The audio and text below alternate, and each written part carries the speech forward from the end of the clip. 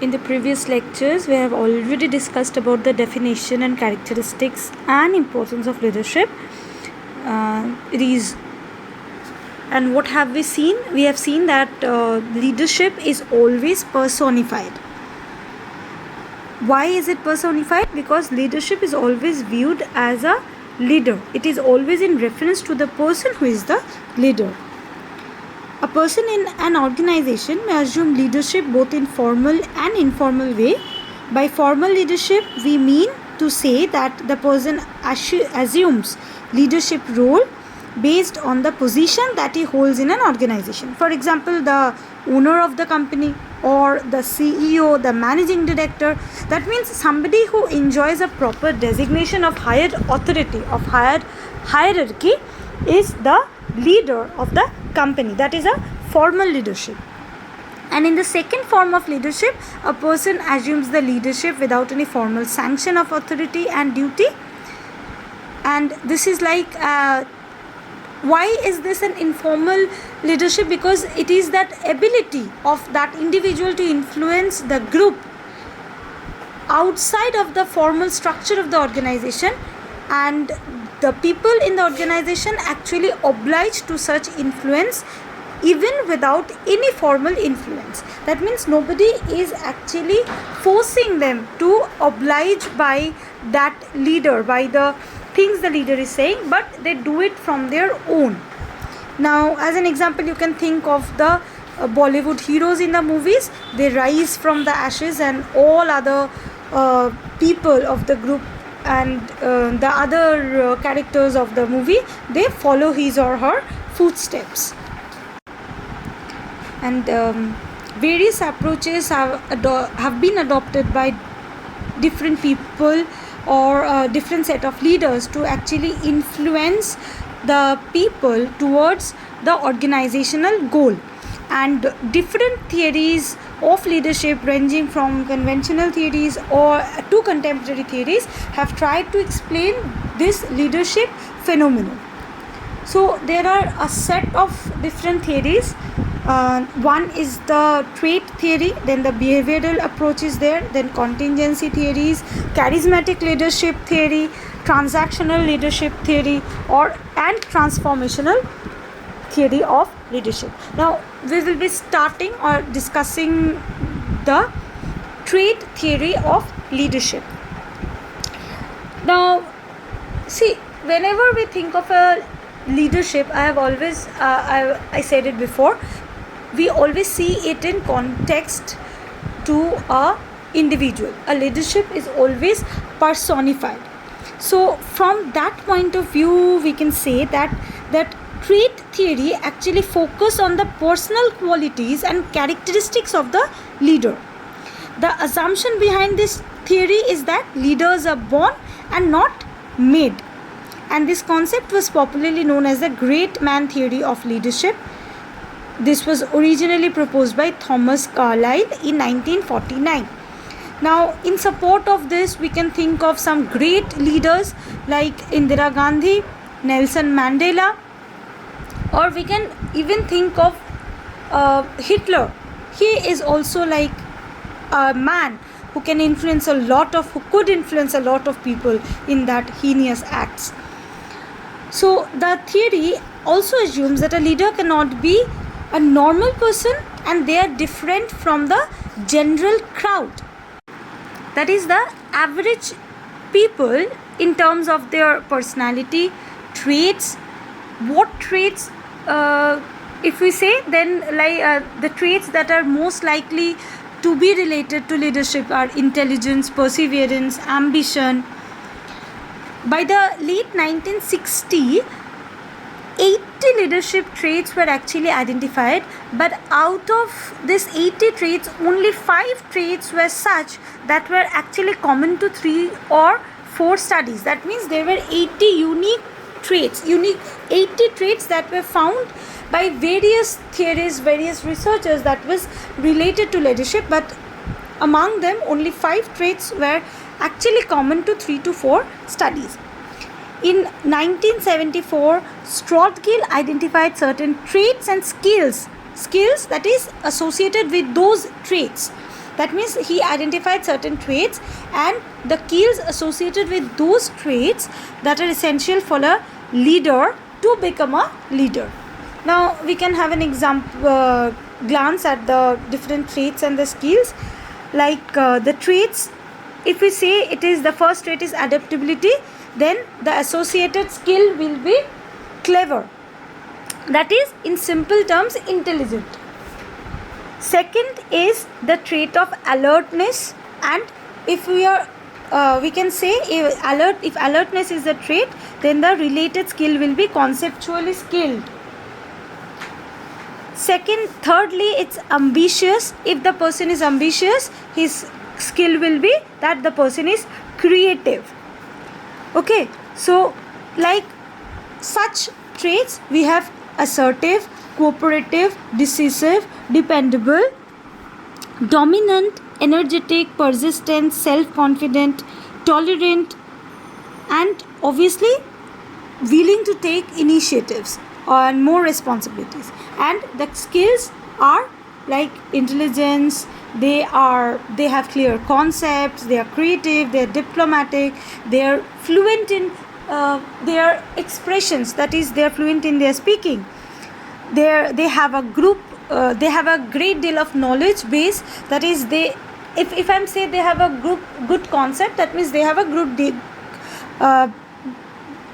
deal of knowledge, a chunk of knowledge that is actually adding to their conceptual clearance. Then they'll be organized, persuasive, socially skilled. So this is according to Strotgill. A breakthrough in the field of the trait theory came with the Big Five personality framework. Many of the traits that were identified in various studies could be clubbed actually under any one of the Big Five factors. That means any of the traits that were found till date, many of the traits could be clubbed under either of any one of the factors that Big Five factor mentioned. Though the approach seems to be complex, it offers very useful insights. Now, studies have revealed extroversion as the most predictive factor or trait of leadership. A probable cause of this may be that the extroverted person who are more sociable and dominant, and such kind of people are easy to comprehend and work with. Conscientiousness and openness also showed strong relationship with leadership, but not as strong as extroversion. Now, apart from this, in the recent years, another trait has been identified with leadership is that emotional intelligence.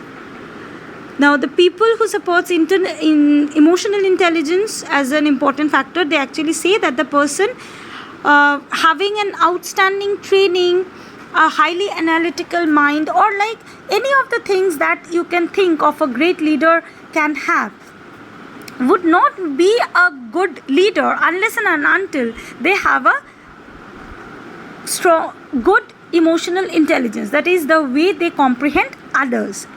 The general assumption is that the empathetic leaders, because they can understand the group members who follow them, so they are the empathetic leaders, can sense others' needs, and obviously as they can sense, they would listen to what the followers says and will be able to guide them in the proper directions, so that can facilitate the group, because he can actually understand what the group needs, what the group wants from him or from the situation, what are their challenges. So emotional intelligence has been found out to be a very important factor in leadership in recent years.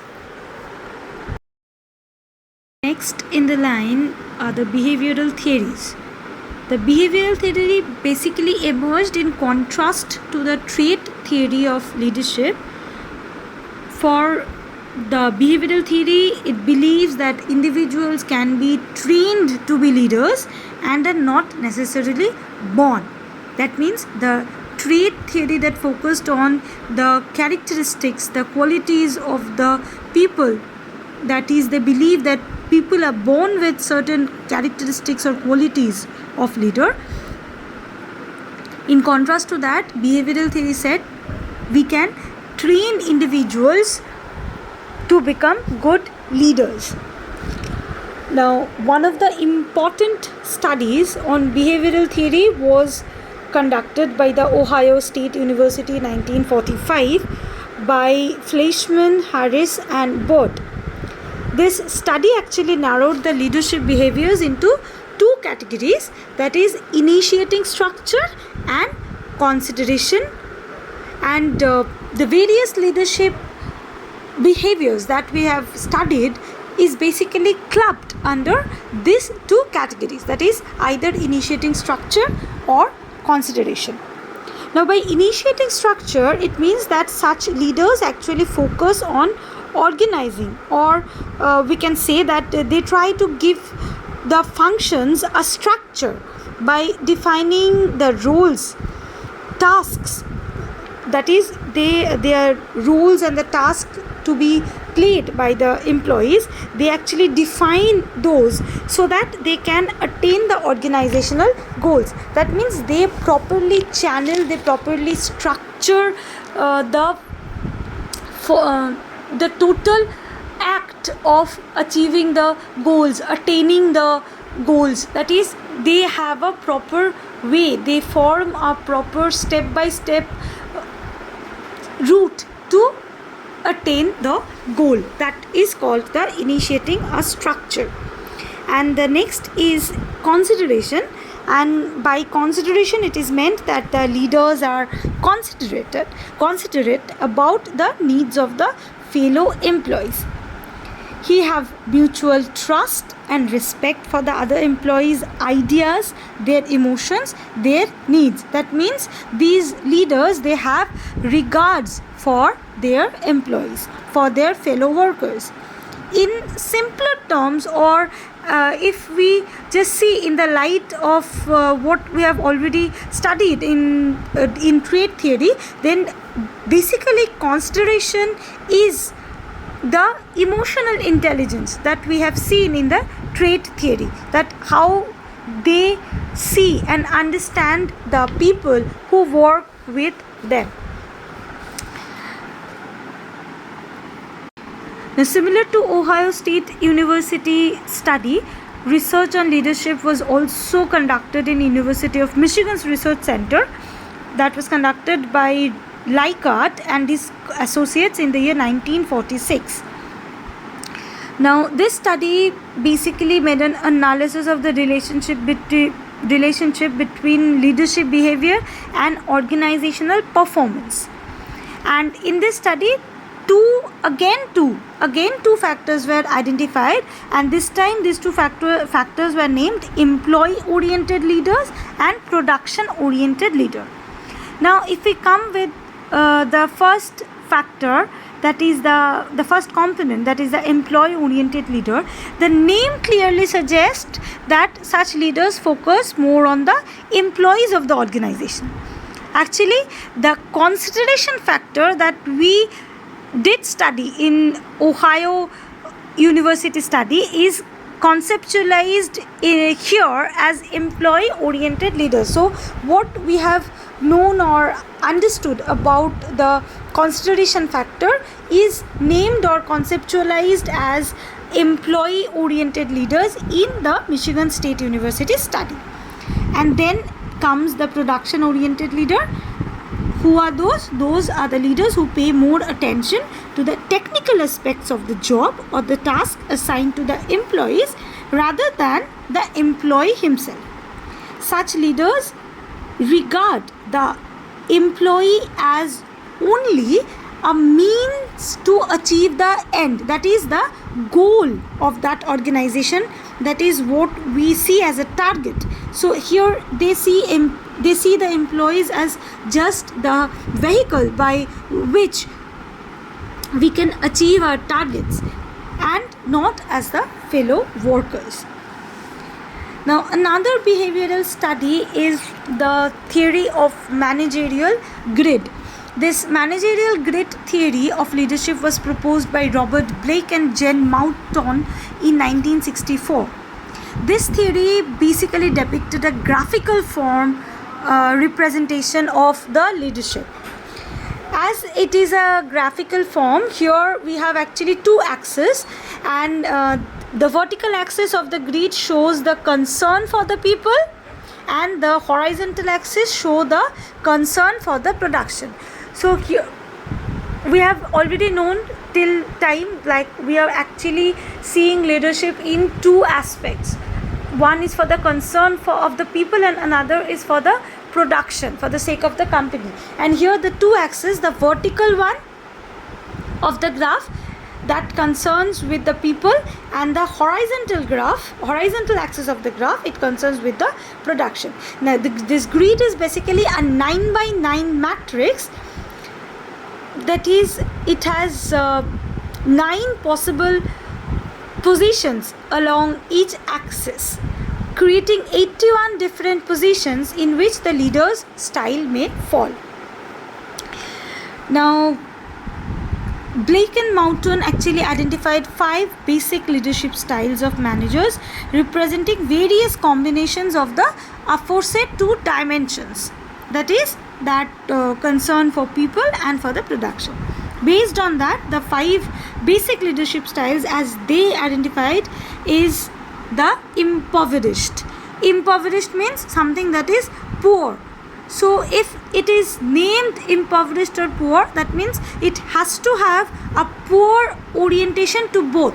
Therefore, the impoverished leadership style, they have a low concern for people and for production as well.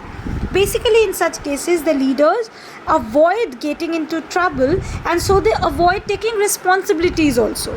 So they are not at all concerned about the people and not concerned about the production also. Next is the country club. Now in country club, it is the low concern for production but high for the people. That means here the leader is more oriented towards the people and less towards the production. Therefore, he is basically relationship oriented manager. Next is a produce or perish leadership style, in which there is a high concern for production and low concern for people.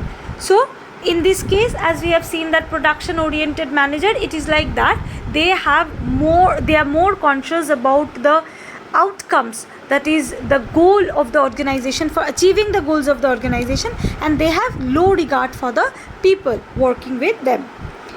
Then the fourth type is the middle of the road, where there is a moderate concern for both production and the people. Here the leader is actually considerate, or he is prone to look after both. He tries actually to strike a balance between the goals and the needs of the workers, and so he has got a moderate concern for both the people and the production.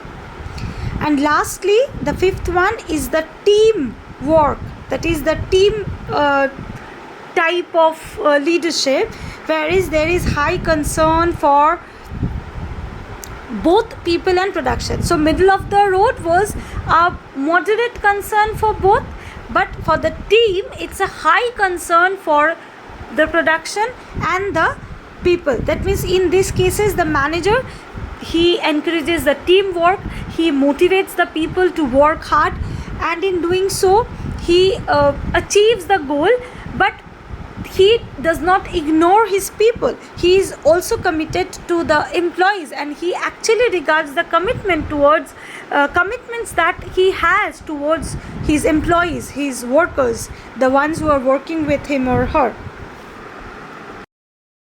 Now we have learned that leadership qualities make a leader, whether it is inherited or acquired. But the context in which a leader exhibits his or her skills does matter, because the same style of functioning may not be suitable for different situations.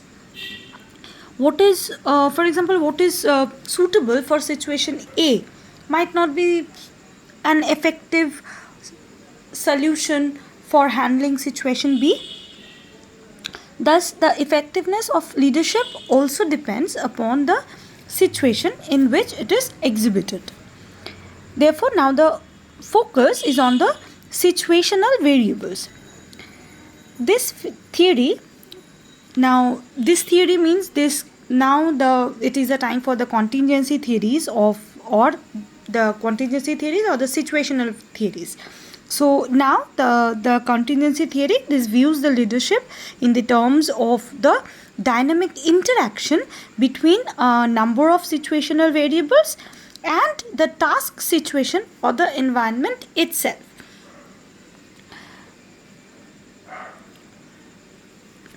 We will be starting with the Fiedler model. Now, Fiedler was the first person to develop a comprehensive model for contingency theory of leadership back in the year 1967. The basic premise behind his theory is that effective performance of an organization or a group of people in an organization is highly dependent on the interplay of the style of leadership and the extent to which the leader can exercise his control over the situation. Now, to assess this, he developed LPC questionnaire. What is LPC questionnaire? That is least preferred co-worker. LPC stands for least preferred co-worker questionnaire to figure out the type of leadership, that is whether the leader is production oriented or he is person oriented. Now, in this LPC scale, the leaders were asked to give their preference on the employees with whom they have least preference to work with. If the least preferred co-worker was described in favorable terms, favorable terms means if he was described in positive ways, this response indicated a relationship oriented leadership, and if it is rated in unfavorable terms, a leader was regarded as production oriented. However, in contrast, the response derived from such a study did not show a clear picture, as some of the responses had a score in the mid-range, and it was difficult to classify a leader either as relationship oriented or production oriented, as the scoring was neither high nor low. Thus, in a study by Robbins et al., it was suggested that if a situation requires a task-oriented leader and the person in that leadership position is relationship-oriented, either the situation has to be modified or the leader replaced if optimal effectiveness is to be achieved. Based on the results derived, Fiedler identified 3 situational factors, that is leader-member relations, task structure, and position power, which determine the leadership effectiveness. Now let's discuss the terms so that we know exactly what he meant. Now, by leader-member relationship is meant the degree of confidence and trust that the members have on their leader. By task structure, the word task structure, it signifies the degree to which the job assignments are structured or unstructured. That means whether the job is structured or unstructured. And by the term position power, it is shown that the degree of influence a leader has over the power variables. What are power variables? That is the functions for which we really need power, like for recruitment, for promotions, for firing, for etc. etc. Now, according to Fiedler, a leadership is said to have more control of organizational situations if the leader-member relations are good, task assignments are highly structured, along with a strong power position. Similarly, the situations in an organization would be unfavorable if the respect that members have for the leader is poor, with unstructured task assignments and weak position power. Now, combining these 3 contingency dimensions, 8 possible situations are found in which the leaders function, and Fiedler concluded that task-oriented leaders perform better in extreme situations, that is either very favorable or very unfavorable to them. Thus they perform better in the categories as it is shown in the diagram, in the categories 1, 2, 3, 7 or 8, that means in the extreme conditions. And the relationship oriented leaders, they'll function better in the moderate environments like the categories 4, 5 and 6. However, one of the major drawbacks in Fiedler model is that the style adopted by a particular leader is fixed. It is assumed that a leader can follow only a particular style in any given situation, and the theory suggests a change of a leader to fit in the situation. Why? Because it is basically a situational theory. That means its focus is on the situational factors. So if a leader specifically function a typical type of leadership, then if the situation is changed, then to handle that situation we need a new leader who can tackle it in a different way. For each leader there is a specific pattern, then here importance is given on the situation. So for tackling the situation we need apt leaders, that is new leader who can tactfully handle that situation. Now, though this model offers useful explanations, but the practical application of this theory is highly questionable and difficult to execute. And we'll move on to the next situational theory, and that is Hershey and Blanchard's situational theory. Now, the situational leadership theory, that is, it is also called SLT, was put forward by Paul Hershey and Kane Blanchard.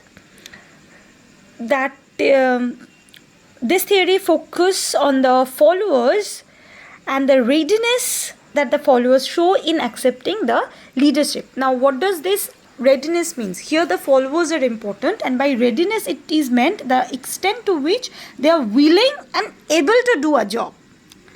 Okay, the basic assumption behind this theory is that it is the followers who accept or reject a leader, and thus effectiveness of a leader depends on the followers. Thus, regardless of what a leader does, effectiveness of the leadership depends upon the actions of the followers only. So, if the follower is unable and unwilling, see, if now we have said ki readiness of the leader followers are important. Now, by readiness it is means if they are really willing and if they are able to do that work.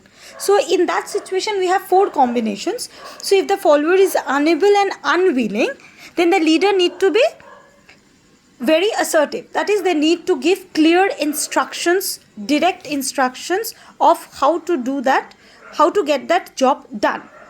And if they are unable and unwilling, that is, the followers are not able and not willing also to do the work, then the leader must motivate them with the fellow feeling. They should spark up that fellow feeling, that we feeling, and compensate their limited ability by helping them doing the job done in a way. And if the followers are able but unwilling, they can do the job but they don't want to, then the leader must use supportive style so that he can, they are already able, so you need not help them, but yes, you have to motivate them so they become willing to do the job. So the leader has to be supportive to get the work done. And if they are able and willing, the leader actually do not have much to do. Next is the path goal theory, which was developed by Martin Evans and Robert House in 1970, taking inputs from the concept of the structure and consideration of Ohio State studies and the expectancy theory of motivation. According to this approach, there are 4 major styles of leadership: directive leadership, supportive leadership, participative, and achievement-oriented leaderships. Now, directive leadership is the type of leadership where it is basically an authoritarian leader. That is, in this case, the subordinate knows exactly what is expected of him and the specific directions of operations are also given to them by the leader. That is how the work is done and what everyone should do. It is specifically clearly entailed to them by the leader. Then there is supportive leadership, where the leader is friendly and approachable and shows a genuine concern for the subordinates.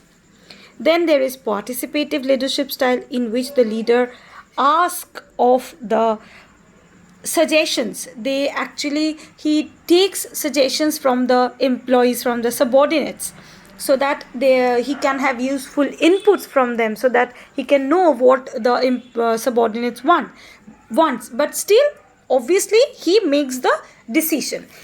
Everybody is participating in the decision making process, but the final decision is taken by the leader only. And the last type is the achievement oriented leadership, where the leader sets challenging goals for the subordinates and shows confidence that they will attain this goal and perform well. That is, he sets the goal, the challenging one, and then motivates them and actually provokes them, motivates them in a good way, so that they can achieve their target. The path goal theory suggests that these various styles can be actually used by the same leader in different situations. Now, here is the point where it actually overcomes the drawback of the Fiedler model. Therefore, two of the situational factors that have been identified so far is the personal characteristics of the subordinates and the environmental pressure and demands which they face. Now, using one of the four styles contingent upon the situational factor, the leader attempts to influence the subordinates' perception and motivate them, which in turn leads to their role clarity, goal expectancy, satisfaction, and performance. By doing this, the leader attempts to make the path to achieve the goal as smooth as possible. But to accomplish this path goal facilitation, the leader must use appropriate style that will be contingent on that situational variable. Last of the contingency model is the leader participation model, which was developed by Victor Vroom and Philip Mouton in 1973. This model was called normative as it provided a sequential set of rules that should be followed in determining the form and amount of participation in decision making as determined by different types of situations. According to this model, three sets of variables affect the performance of the leader in terms of his capacity as a decision maker, which include quality of decision, degree of acceptance of the decision by the subordinates, and the time required for making the decision. Thus, based on the variables identified, Vroom and Mouton defined 5 different kinds of decision-making procedures represented in a continuum, from authoritarian approach through consultative approach to a group-based approach. Now, in a continuum, if we say this, then it starts from a leader who knows the information and then decides alone. To the second position, in the same continuum, we move on to the second position where the leader gets the information from the followers and then decides alone. Then there will be a leader who shares the problem with the followers, listens to their ideas and then decide alone. Then we are again moving on the continuum and we'll be reaching to a leader who shares the problem with the followers, listen to their ideas and then decides alone. And now here it is different from the previous group. Like for the first one, for the earlier one, the leader when shares the problem with the fellow workers, he does it individually, that is one by one. But in this case, in this fourth case, Here the leaders share the problem with the followers, but not individually, but as a group, and taking ideas from the group as a whole and deciding alone. And in the last, when we are finishing, when we are at the finishing line of the continuum, we will approach a leader who shares the problem with the followers as a group and then seeks and accepts consensus agreement. That is, he is taking the decision not by his own, but it is there offered like of a public opinion. What everybody wants and how everybody takes the decision, he accepts that. Now, with this, the contingency theory of leadership is also completed. So, in this video, we have completed till contingency theories. We are still left with the contemporary theories, and we'll be doing that in our subsequent videos. I guess it will be clear to you, and if you have any doubts, please let me know. Thank you, class.